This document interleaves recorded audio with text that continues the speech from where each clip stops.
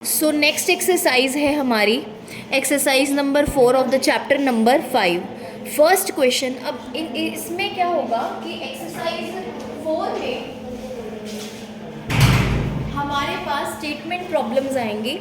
उन statement problems को हमने इजी वर्ड्स में कन्वर्ट करके उस प्रॉब्लम को अच्छे से समझना है। और हमारे पास 4 वैल्यूज़ होती है इनमें, है ना। एक होता है P principal value, then R, फिर T, और इन तीनों को यूज़ करके हम निकालते हैं I, है ना, पार्ट T, है ना। सो इन चारों में से फिर ये एक्सरसाइज नंबर 3 की तरह ही है कि चारों में से कोई एक वैल्यू मिसिंग होगी, है ना, एक मिसिंग होगी। और इसी फॉर्मूले को यूज़ करके और जो 3 चीज़ें दी गई हैं उनको यूज़ करके जो नहीं दी गई फोर्थ वैल्यू उसको हमें फाइंड आउट करना है। ओके, ठीक है। तो मैं स्टेटमेंट रीड करके दिखाती हूँ आपको सारी। फर्स्ट 4 क्वेश्चन आपने खुद ही सॉल्व करने हैं। सो देखो, फर्स्ट क्वेश्चन है what principal will be earn $57.40 simple interest at the 10.25% per annum in 8 months। ध्यान से सुनिए, कहते हैं कि किस प्रिंसिपल पर, व्हाट प्रिंसिपल मतलब you need to find P here, जिसके आगे व्हाट, जैसे मान लो प्रिंसिपल है, रेट है, टाइम है और आई है, जिसके आगे what, how many, how much, इस तरह का होगा, ठीक है। तो वो value you need to find out. जैसे यहाँ लिखा है व्हाट प्रिंसिपल मतलब you need to find out P. कहते किस प्रिंसिपल के ऊपर 57.40 का ब्याज कमाया जाएगा या ब्याज लगाया जाएगा एट, अगर जो रेट है जिसके साथ परसेंटेज है, दैट मीन्स ये क्लियर है कि वो रेट है। दिस, इसके साथ सिंपल इंटरेस्ट लिखा है, means this is the value of I, और इंटरेस्ट एट दिस रेट, यहाँ पे परसेंटेज लगा इसके साथ, that means it's a rate. In 8 months मतलब you have given the time में be given in days, in months, in years, ठीक है। सो ये हो गया मेरा टाइम। अब यहाँ पे आपको आई गिवन है, आर गिवन है, टी गिवन है। सेम फॉर्मूला अप्लाई करके आपने पी फाइंड आउट करना है। नेक्स्ट क्वेश्चन, अगेन वही चीज़ है, व्हाट प्रिंसिपल, सेम क्वेश्चंस हैं, ठीक है। फ़र्क क्या है वो मैं बताती हूँ। व्हाट प्रिंसिपल, क्या प्रिंसिपल होगा जिसके ऊपर $71.99 का ब्याज लगाया या कमाया जाएगा, अगर जो रेट है वो है 9/3/4% पर एनम इंटू 245 डेज। मतलब ये सिंपल क्वेश्चन था, ये थोड़ा सा कॉम्प्लिकेशन उसमें डाल दिया है कि रेट को थोड़ा सा मिक्स फ्रैक्शन में दे दिया है और जो टाइम है वो डेज में दे दिया है। तो आपको पहले मिक्स फ्रैक्शन को, जो आपको आर गिवन है, इस मिक्स फ्रैक्शन को पहले आप लोग कन्वर्ट करेंगे एक नॉर्मल फ्रैक्शन के अंदर, और जो परसेंटेज है उसको चेंज करके आप डिवाइड बाय 100 लगाओगे, और टाइम आपको डेज गिवन है तो आप उस टाइम को ईयर्स में कन्वर्ट करोगे। Why the time is always in years, time को ईयर्स में क्यों लिखना है, क्योंकि हमें जो रेट है राजे वो पर एनम के हिसाब से दिया, हर साल के हिसाब से दिया। ओके, सो हमें यहाँ पे क्या फाइंड करना है, पी फाइंड करना है, जिसके ऊपर इंटरेस्ट इतना है, रेट इतना है और टाइम इतना है। +1 क्लास प्लीज बेटे, प्लीज। आप एक काम करें, किसका रोल नंबर निकल रहा है अभी? एक एक करके ही निकल रहा है ना रोल नंबर, तो बाकी सारे बच्चे बाहर जाएं, जिसका रोल नंबर निकाला जा रहा है वो बच्चा अंदर रहे बस। Only 2 students will be there, please।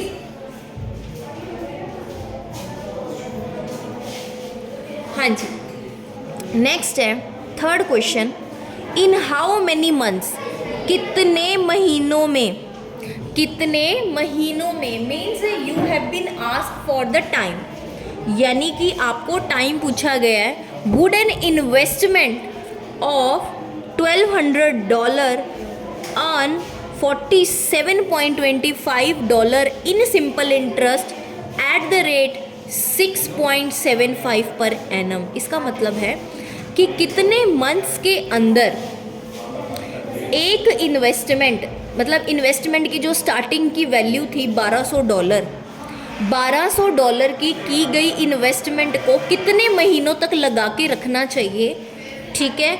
और अगर उसको 6.75 की रेट पर लगाया जाए तो उस पर 47.25 का हमें ब्याज मिल जाए, तो कितने महीनों तक लगा के रखना चाहिए। अगेन वही है, टाइम आपको नहीं दिया, प्रिंसिपल वैल्यू मतलब आपको इनिशियल वैल्यू दी है। उसने बोला ना कि 1200 की इन्वेस्टमेंट करी गई है, तो ये initial value means your principal value, इतने का ब्याज मिल जाए, ठीक है।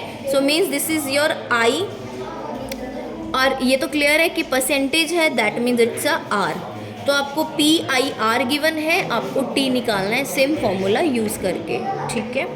नेक्स्ट है find the annual rate of interest. अब आपको क्या फाइंड करना है, annual rate of interest, R% per annum, rate per annum find करना है, required for the $1600 to earn $59.18 in simple interest at the in 120 days, ठीक है।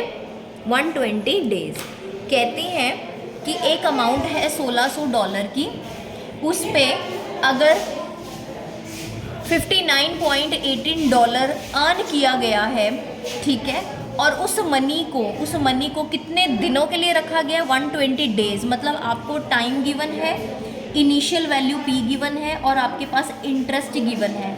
So you need to find the value of R, ठीक है। सो ये 4 questions हैं। 5th और 6th question मैंने सॉल्व किया है, मैं आपको दिखा देती हूँ, और उसके बाद आगे भी क्वेश्चन है 7 to 11 है, तो वो भी आपने सॉल्व करने हैं। सारे नहीं सॉल्व करने, जो जो सॉल्व करने मैं बता दूंगी, ठीक है। 5th क्वेश्चन देखो ज़रा। 5th क्वेश्चन है calculate the number of years. ध्यान से आपको टाइम निकालना है, ईयर्स पूछा है, मंथ पूछा है, डेज पूछा है, means you need to find time. Required for this money, ये एक सिंपल मनी है, इनिशियल मनी है $745, जिस पर $178 का इंटरेस्ट कमाया गया। अब इस अमाउंट को लिखा गया इन सिंपल इंटरेस्ट, मीन्स ये क्या है, हमारा ब्याज है एट 8% पर एनम, यानी कि परसेंटेज वाली जो टर्म है that is my R, okay, वो मेरी क्या है, आर है। अब मेरे पास P गिवन है, I गिवन है, R गिवन है, we need to find time, तो उसे कैलकुलेट करना है, ओके। सो ये देखो मैंने क्वेश्चन सॉल्व पहले ही करके रखा हुआ है, ठीक है। ये देखो नंबर ऑफ ईयर्स जो है वो हमें नहीं गिवन, क्योंकि स्टेटमेंट, दोबारा स्टेटमेंट पढ़ो ज़रा, calculate the number of years, मतलब हमें नंबर ऑफ ईयर्स फाइंड करने हैं, T फाइंड करना है। तो T की वैल्यू मैंने स्मॉल t ले ली अपने से, आप चाहे X भी ले सकते हैं, A ले सकते हैं, B ले सकते हैं, whatever you like to suppose to put to write here, okay. P आपके पास गिवन है $745, और वो बोल रहे हैं इस अमाउंट पे 178.80 का ब्याज लगाया या कमाया गया है, और जो रेट थी दैट इज़ 8%। अब प्रिंसिपल वैल्यू है $745, .00 स्टैंड फॉर द सेम $745।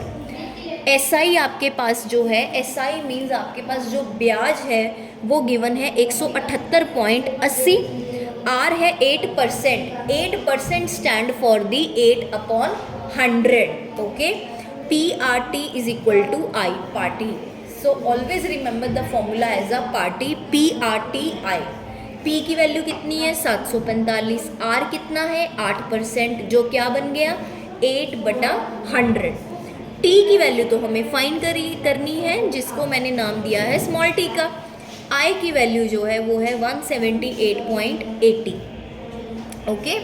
अब क्या करेंगे, लेफ्ट हैंड साइड टर्म्स को सेम रखेंगे, राइट हैंड साइड पे मैं पॉइंट को हटा के 1 लगा दूंगी, पॉइंट के बाद 2 डिजिट्स थे इसीलिए मैंने 2 जीरोस लगा दी, एक ज़ीरो तो ज़ीरो के साथ कैंसिल हो गई, तो क्या बचा, लेफ्ट हैंड साइड तो सेम रहा, राइट हैंड साइड पे एक ज़ीरो कैंसिल हो गई, तो मेरा बच्चा 1788 अपॉन 10। अब क्या करना है, हमें फाइंड आउट करना है टी, हमें फाइंड आउट करना है टी। तो टी को मैं जहाँ है वहीं रखूँगी, मतलब मेरा टी लेफ्ट हैंड साइड पे है तो वो लेफ़्ट साइड पे ही रहेगा, इक्वल के लेफ़्ट साइड पर ही रहेगा। सारे नंबर्स को उठा के मैं राइट हैंड साइड भेज दूँगी, सारे नंबर्स को उठा के मैं राइट हैंड साइड भेज दूँगी। अब ये 745 है, मीन्स ये 745/1 है। जब ये टर्म राइट हैंड साइड 1788/10 के साथ जाएगी तो वो 1/745 बन जाएगी। यहाँ 8/100 है तो वो इधर आके 100/8 बन जाएगा। ज़ीरो से फिर एक ज़ीरो कैंसिल होगी, ऊपर और नीचे वाली जो टर्म्स हैं वो आपस में कैंसिल आउट हो सकते हैं। अब ऊपर क्या बचा है, 788, मैंने फिर गड़बड़ कर दी, कोई बात नहीं, मैं बताती हूँ, वेट, ठीक है। अब देखो ज़रा क्या आ जाएगा, ऊपर है 1788 इंटू 10, ऊपर वाली संख्याओं को ऊपर से करा, ठीक है। नीचे वाली संख्याएं क्या बच गई, 745 और 8, इनको मैंने आपस में गुणा कर दिया, ठीक है। गुणा करके मेरी ये चीज़ आ गई, ठीक है। जब आप डिवाइड करोगे तो आपका आ जाएगा 30/10, 0 से 0 फिर कैंसिल हो गई और टी की वैल्यू आ गई आपकी 3 ईयर्स, ठीक है। Sorry for the fault, okay, clear है। वीडियो को रिवाइंड करके फिर से इसे चेकआउट करना और क्वेश्चन को साथ साथ सॉल्व करना। एक बार वीडियो खुद से देखो, इसे समझो अच्छे से, सेकंड बार वीडियो को चलाकर इसको पॉज कर करके जो स्टेप मैं कर रही हूँ वही स्टेप आप भी करें, ठीक है। नेक्स्ट चलते हैं हमारे 6th क्वेश्चन पर। शाबाश बेटे, हाँ ऐसे ही शांति से अपना काम कर लो, ठीक है, गुड, ठीक है। 6th क्वेश्चन है, how many days, again before the word days we have found how many, means हमें नहीं पता कि कितने दिनों के लिए, how many days the procedure will be going on, so we need to find T. Needed for the money $1500 to earn $69.4 at this rate. कहते हैं कि कितने दिनों के लिए इस अमाउंट को लगाया या उधार दिया जाना चाहिए। देखो ये हमारी इनिशियल वैल्यू है, इनिशियल अमाउंट है, या तो एज अ इन्वेस्टमेंट के रूप में लगाई जाती है, ठीक है, और या फिर इसको एज अ हम बोरो के तौर पे लेते हैं, ठीक है। इस अमाउंट पे आपको इंटरेस्ट मिलेगा।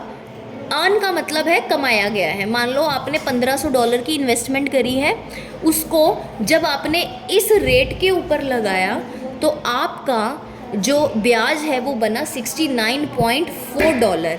तो वो कह रहे हैं कि अगर ये मनी बनी है इस रेट के ऊपर और जब इनिशियल वैल्यू ये थी तो वक्त कितना लगा होगा। सेम वही चीज़ है, आपको टी नहीं गिवन, आपको पी गिवन है, आई गिवन है, आर गिवन है, ठीक है। So you need to find T. अब देखो ज़रा, हाउ मैनी डेज, ठीक है, हाउ मैनी डेज मीन्स आपके पास टी की वैल्यू नहीं है तो मैंने उसे टी ईयर्स लिख लिया। Why the T is always in years, क्योंकि मेरे पास जो रेट है वो पर एनम ने दी हुई है, ओके, ठीक है, पर एनम मीन्स पर साल। अब जो P है दैट इज़ $1500, क्योंकि इसी वैल्यू को हमने इन्वेस्ट किया था इस रेट के ऊपर, तो हमें 69.04 का फ़ायदा हुआ था, उसे हम एज अ इंटरेस्ट काउंट करेंगे। अब मेरे पास P है, R है, I है, T नहीं है, फॉर्मूला सेम लगेगा। P की जगह 1500 लगाया, R मेरा 10% था, बेवकूफ़ 10 नहीं था,